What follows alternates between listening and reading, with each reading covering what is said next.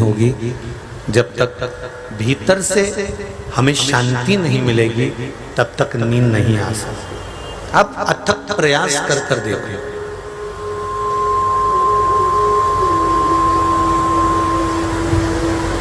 आपके घर में भी गद्दा सुंदर लगा हुआ है, इतनी मोटी मोटी गादियां बिछी हुई हैं, चद्दर लगी हुई है, बेडशीट लगी हुई है, खूब जोरदार एसी भी लगा हुआ है, पंखा भी लगा हुआ है, सब कुछ है। पर कोई कोई दिन ऐसा निकल जाता है, कोई कोई रात ऐसे निकल जाती है कि रात भर करवट बदलते रहते हो। 2 बज गई, 3 बज गई, 3:30 बज गई, 4 बज गई। अब हो सकता है झपकी लग जाए, ब्रह्म मुहूर्त सुबह सुबह का समय हो गया। सोचते सोचते सोचते सोचते कब सुबह की 6 बज जाती है। अब नींद भी नहीं, आलस भी आ रहा है, शरीर भी काम नहीं कर रहा, चिंता भी बढ़ी हुई है कि उठकर काम भी करना है। और डनलप का गद्दा लगा था, एसी का रूम था, पंखा भी जोरदार लगा हुआ था, सारा सुख तुम्हारे कमरे में था, उसके बाद भी तुमको नींद नहीं आई। वो नींद नहीं आने का कारण था कि मन में सुकून नहीं था, मन में शांति नहीं थी। यदि मन में सुकून और शांति अगर होती तो नींद के लिए गादी नहीं देखी जाती, फिर तो तुम चटाई पर भी सो जाते तो नींद पक्की आ जाती, और ऐसी आती कि 2-4 घंटा तो सो ही लेते। फिर नींद ये नहीं देखती कि तुमने गादी कौन सी बिछाई है, रुई की है, कपास की है कि डनलप की है कि कौन सी है, वो देखेगी ही नहीं।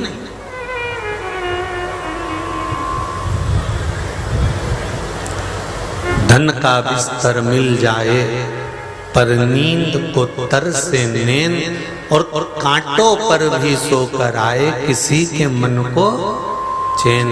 कोई कारण होगा, कोई कारण हो सकता।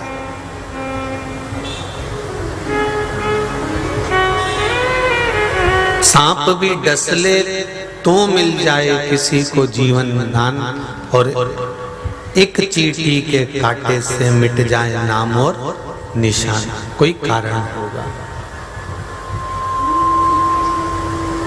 कुछ कारण हो सकता है। शिव महापुराण की कथा कहती है, यह कारण कौन सा?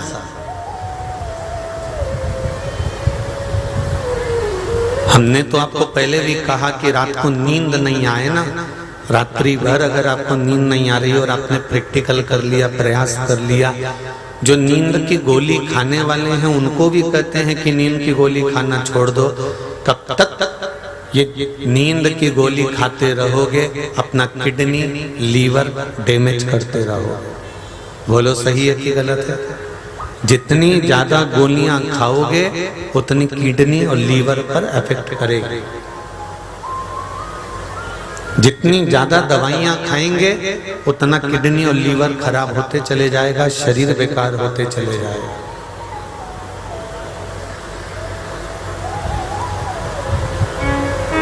दवाइयों की अपेक्षा शिवजी को चढ़ाकर एक बेलपत्र को खाना प्रारंभ करिए।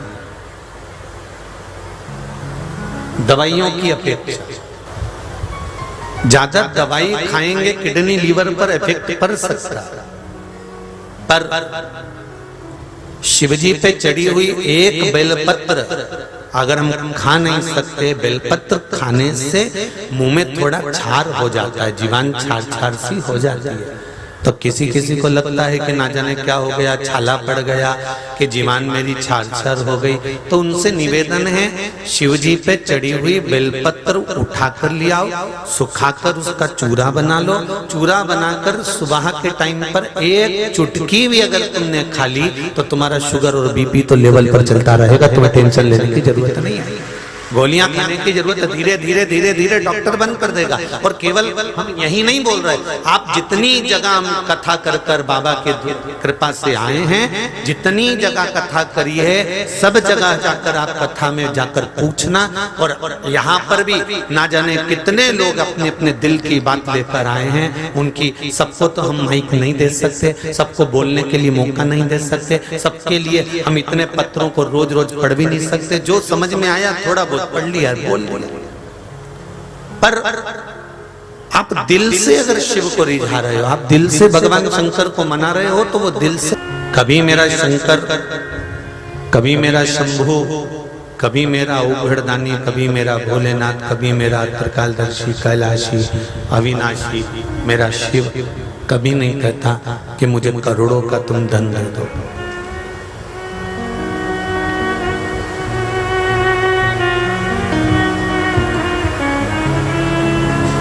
केवल एक लोटा जल, वो भी तुम्हारे घर में जो है।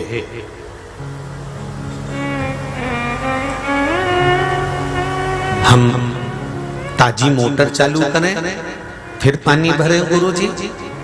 हम हापसी से ताजा पानी निकाल लें, फिर चढ़ाएं गुरुजी। हम मटके का पानी नहीं लेकर जाएं, हम ताजे पानी का इंतजार करें गुरुजी।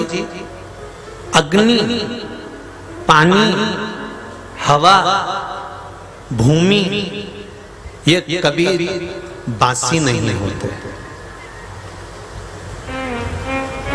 ये कभी बासी नहीं होते।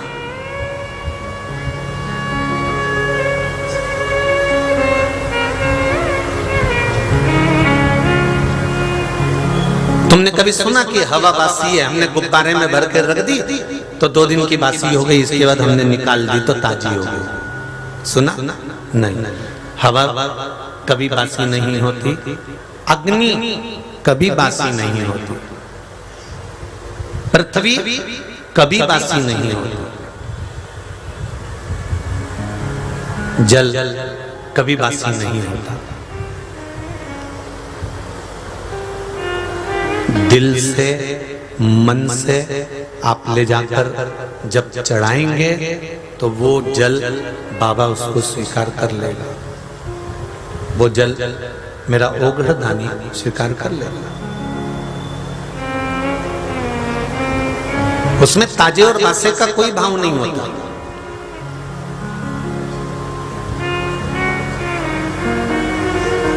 जो परिंदा होता है ना, हंडा, किस किस के घर में हंडा है? हंडा, हंडे का मतलब समझ लेना जरा अच्छे से। आज के जमाने में लोगों ने वो आरओ लगा रखा है तो हंडा हटा दिया है। कई लोगों ने उसकी जगह पे बाल्टी रख दी, टंकी रख दी, टंकी का ढक्कन लग जाएगा, या उसने कुछ और रख दिया। पर शिव महापुराण की कथा कहती है हंडे का मतलब होता है जिसमें नीचे से फैलता हुआ ऊपर आकर मुंह हो। हंडा तांबे का, स्टील का, पीतल का, मट्टी का हंडा होता है।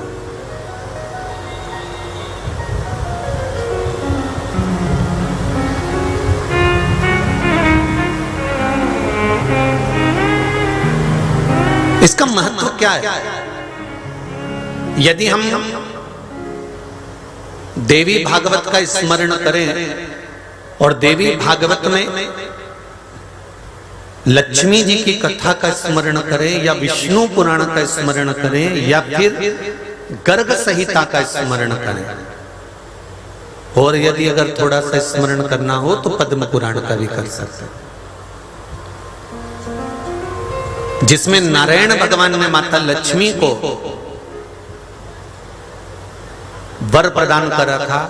जिस समय पर भगवान विष्णु राजा बलि के दरवाजे के द्वारपाल बन गए थे। कथा सुनिए ना भागवत जी में, भगवान विष्णु राजा बलि ने मांग लिया था कि मेरे को वर दे दीजिए, तो भगवान विष्णु ने कहा क्या चाहिए? तो राजा बलि ने कहा मेरे दरवाजे के द्वारपाल बन जाइए। लक्ष्मी जी उनको राखी बांधने के लिए राजा बलि को गई और अपने पति को छुड़ा कर लेकर आई। जब पति को छुड़ा कर लेकर आई, उस जगह पर भगवान विष्णु ने लक्ष्मी जी को वर प्रदान करा कि लक्ष्मी तूने मुझे राजा बलि के यहाँ से छुड़ा कर लेकर आई है, तेरी अगर विद्वत्ता नहीं होती, तेरा ज्ञान नहीं होता, तो मुझे छुड़ाती नहीं, तो शायद मैं यहाँ नहीं पहुंचता, मैं बैकुंठ में नहीं पहुंचता, मैं इस स्वर्ग लोक में वापिस नहीं आता। पर दरवाजे का द्वारपाल में जिंदगी भर बना रहता, पर पति को तू काल में से खींच कर लेकर आ गई, तू मेरी धर्म पत्नी है, इसलिए आज मेरा मन है कि मैं तुझे कुछ वर दूं।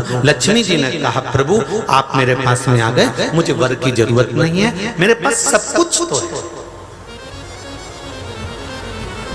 ये एक धर्म पत्नी का एक सटीक जवाब है कि पति जब बड़ा प्रसन्न हो जाए, पति बड़ा खुश हो जाए, पति बड़ा प्रसन्न रहे और आपसे कहे कि चल मैं तुझे सुनार की दुकान पर लेकर चलता हूँ, चल मैं तुझे कपड़े की दुकान पर लेकर चलता हूँ, तो पत्नी का पहला शब्द होना चाहिए स्वामी मुझे नहीं चाहिए, अलमारी भरा रही है, खूब रकम रखी हुई है, खूब सामान रखा हुआ है, कोई चीज की जरूरत नहीं है, आप कमाओ, मना नहीं है, बस इतना जरूर करना कि आपकी कमाई में से 1 रुपया अगर किसी की अच्छी विद्या में काम आ रहा हो, किसी कुंवारी कन्या की शादी में काम आ रहा हो, किसी के मेडिकल में काम आ रहा हो, तो वहां लगा देना। ये रखो आपके पास में, जो मुझे दिलाने वाले थे वो अपने पास रख लो, जितना मुझे दिलाना था भले उतना खर्च मत करना और थोड़ा सा रख लेना। कोई गरीब बच्चा पढ़ना चाहता है, किसी का मेडिकल इलाज चल रहा हो, नहीं बन रहा उससे, तो आप उसमें थोड़ा सा खर्च कर देना। मेरी कपड़ों से अलमारी भरा रही है, मेरी जेवरों से अलमारी भरा रही है, मैं क्या करूंगी?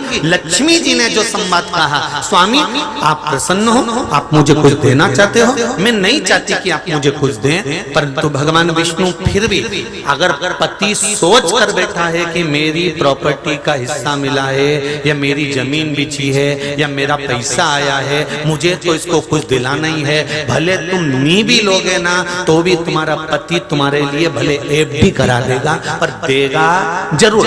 अगर समझदार है भेरू तो, और नी तो केवल ऐसे ही बोल रहा था तो फिर तो तुम्हारे कहने पर, नहीं तो लक्ष्मी जी ने मना करा और भगवान विष्णु ने कहा नहीं मैं तो दूंगा, तो भगवान विष्णु ने वर प्रदान कर दिया, लक्ष्मी सुन,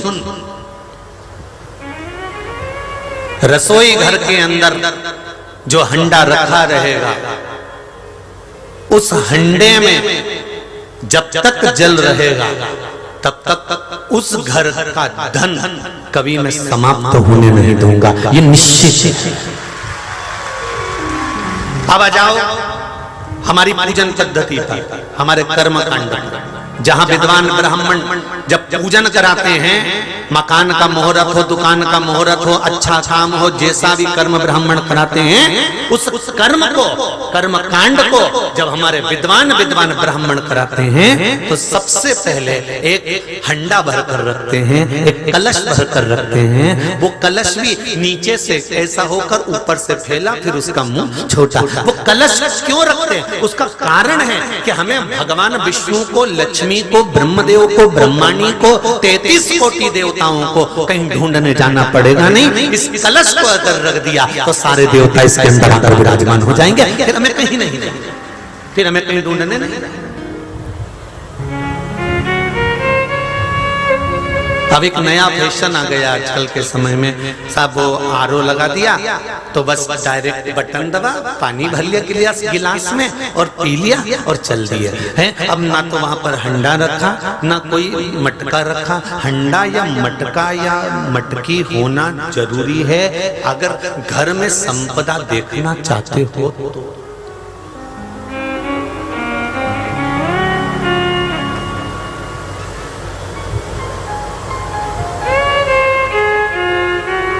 रखना चाहिए। तांबे का रखो, तुम्हारा मन पड़े स्टील का रखो, तुम्हारा मन पड़े पीतल का रखो, तुम्हारा मन पड़े मिट्टी का रखो, तुम्हारी जैसी मन की मर्जी हो वैसा रखो। और तुम्हारे पास में ज्यादा धन हो तो चांदी का रख लो, तुम्हारी मर्जी। और ज्यादा भगवान कृपा कर दे तो सोने का धर लो, हमें कोई दिक्कत नहीं, कोई तकलीफ। ये तो तुम्हारे मन की बात है। हम कह भी दें कि भाई तुम इसका रखो तो तुम्हारा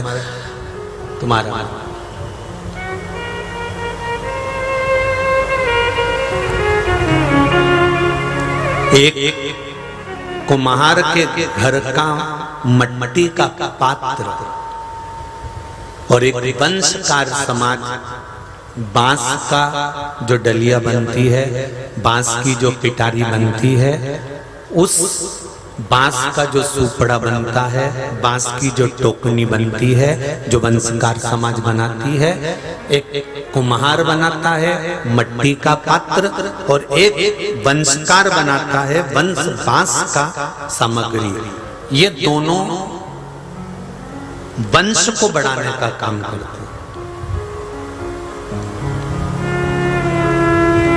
पहले सुहागन जो स्त्री, सौभाग्यवती जो नारी कोई भी उद्यापन करती थी ना, तो आप पोथी पढ़ेंगे तो उस पोथी में आप निकालना तो उसमें लिखा रहता है कि सुहाग पिटारी।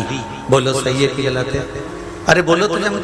उसमें लिखा है सुहाग पिटारी, उसमें यह नहीं लिखा कि डलिया में सुहाग की सामग्री देना प्लास्टिक की, उसमें यह नहीं लिखा कि प्लास्टिक के बॉक्स में सामान देना, उसमें लिखा है सुहाग पिटारी। सुहाग पिटारी देने का मतलब क्या होता है कि बांस की कोई डलिया हो, बांस की कोई पिटारी हो, बांस की कोई टोकनी हो, बांस की कोई सामग्री हो, उसमें सुहाग की वस्तु रखकर जब दी जाती है तो नारी कभी विधवा होकर नहीं जाती, पति के कंधे पर अंतिम समय में जाती। अखंड सौभाग्य को वंश बांस बढ़ाता है। इसलिए लड़का और लड़की की शादी मंडप में होती है और वो मंडप के अंदर बांस रखना, भले कैसे वो लोहे के डब्बे में तुम बांस फंसाओगे, पर बांस लगाना पड़ेगा, बांबू लगाना पड़ेगा। वो बांबू जो लगाया जाता है, जो बांस लगाया जाता है, जो वंश लगाया जाता है, यही हमारे वंश को और यही हमारे सौभाग्य को अमर करता है। इसलिए उसका बांस का होना विवाह में भी जरूरी है। बांस का दान, वंश का दान, अर्थात जैसे ही हम डलिया के अंदर वस्तु सामग्री रखकर दान देते हैं उसका फल अधिक अधिक गुना होता है। ये तो अभी अभी हो गया। पहले के समय में तो घर में अगर शादी के पहले वो मट्टी लेने भी जाते हैं ना, इधर जाते कि नहीं जाते पता नहीं हमको, पर शादी के पहले मट्टी लेने भी जाते हैं तो घर की बहन बेटियां इतनी छोटी छोटी डलिया सिर पे रखकर मट्टी खुदवाकर फिर दामाद के द्वारा, जमाई के द्वारा उसको लेकर आती हैं। वो उसको खलमट्टी कहते हैं, उसको माटी, फिर उसका कुछ बनाती है, चूल्हा बनाती, सामान बनाती, फिर पूजन करती, फिर दूल्हा दुल्हन आते, फिर उसका पूजन होता। तो ये सब क्रम अलग अलग है।